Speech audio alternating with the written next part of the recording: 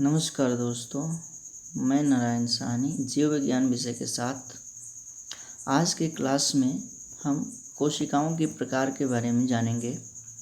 इससे पहले वाले क्लास में हम कोशिकाओं के बारे में चर्चा कर चुके थे। कोशिका है क्या, सबसे छोटी कोशिका, सबसे बड़ी कोशिका कौन से जीव की होती है। हम लोग ये भी जान चुके थे कि प्रत्येक जीवधारी अपना जीवन एक कोशिका से आरंभ करता है। यदि वह इसी प्रकार अपना जीवन चलाता रहा तो उसे एक कोशिकीय जीव कहा जाता है। जैसे कि ईस्ट, डायटम्स, जीवाणु, ये जो है एक कोशिकीय जीव है। लेकिन अधिकांश जीवों की कोशिकाएं विभाजित होती रहती हैं और बहुत सारी कोशिकाओं का रूप लेती रहती है। तो जब कोई जीव एक से अधिक कोशिकाओं में होता है तो ऐसे जीव को बहुकोशिकीय जीव कहा जाता है।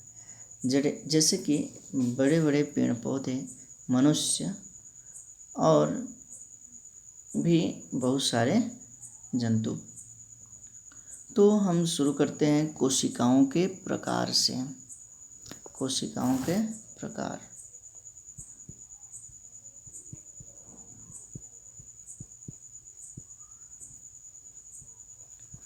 तो संरचना के आधार पर जीवधारियों में दो प्रकार की कोशिकाएं पाई जाती हैं। संरचना के आधार पर जीवधारियों में दो प्रकार की कोशिकाएं पाई जाती हैं। एक है प्रोकैरियोटिक कोशिकाएं और दूसरी है यूकैरियोटिक कोशिकाएं।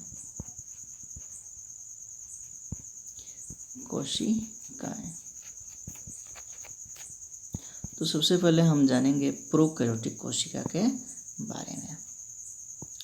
प्रोकैरियोटिक कोशिका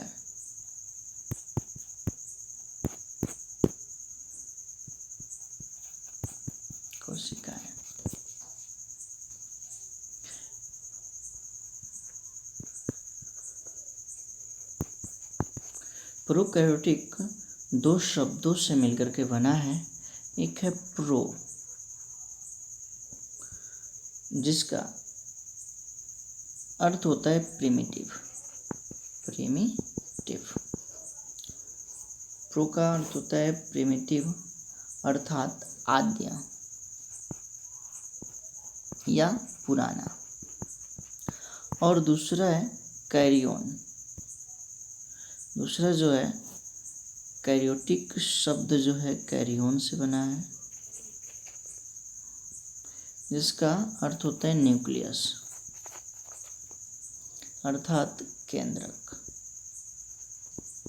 कह सकते हैं कि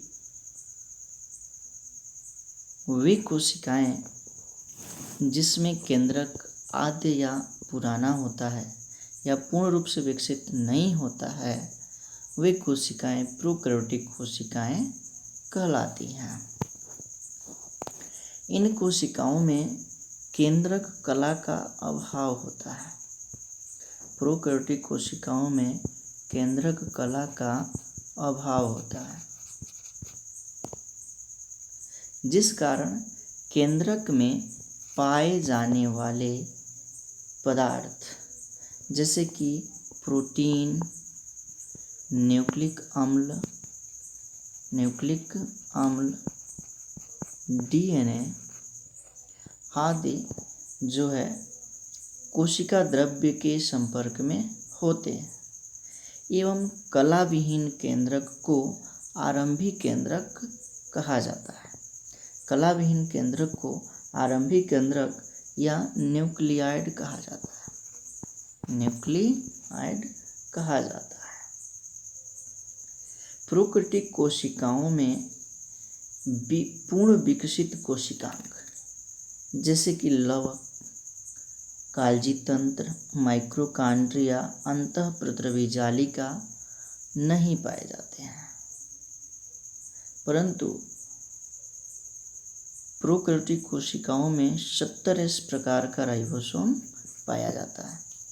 70 इस प्रकार का राइबोसोम पाया जाता है। डीएनए के साथ हिस्टोन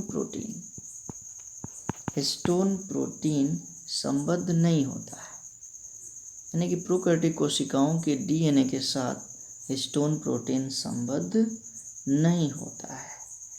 नील हरित शैवाल जीवाणु प्रोकैरियोटिक कोशिकाओं के उदाहरण हैं। नील हरित शैवाल और जीवाणु प्रोकैरियोटिक कोशिकाओं के उदाहरण हैं। जैसे कि यहाँ पे हम एक जीवाणु का संरचना बनाएंगे, तो ये है इसका सेल वॉल।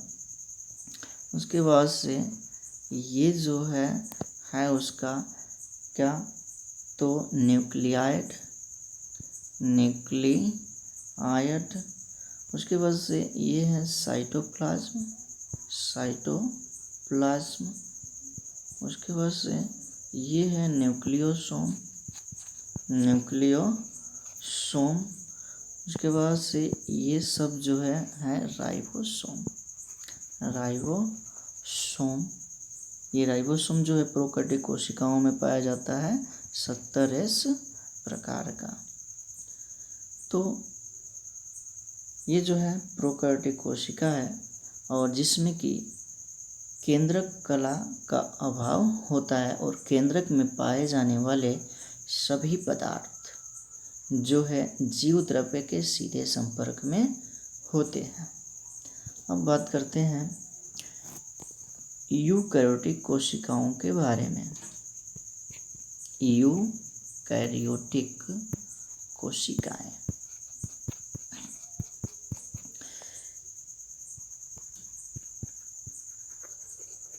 यूकैरियोटिक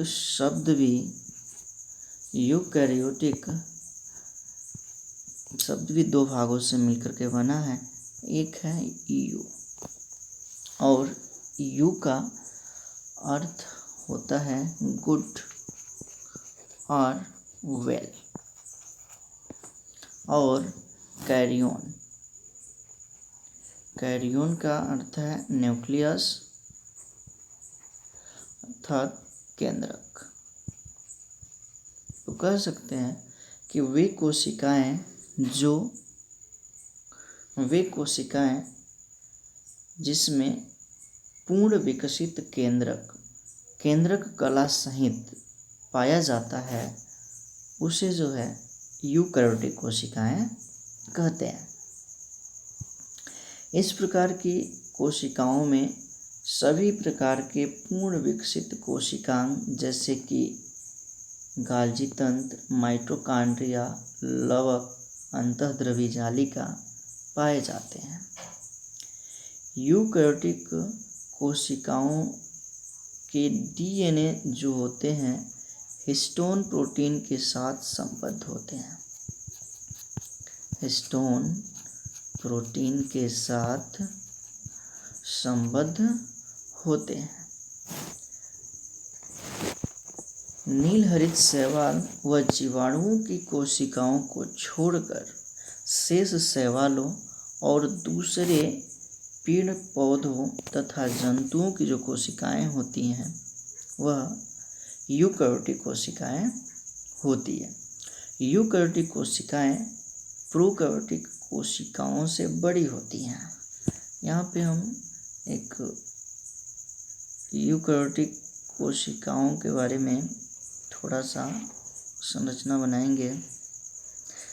ये जो है यूकैरियोटिक कोशिका है, जिसमें ये है केंद्रक।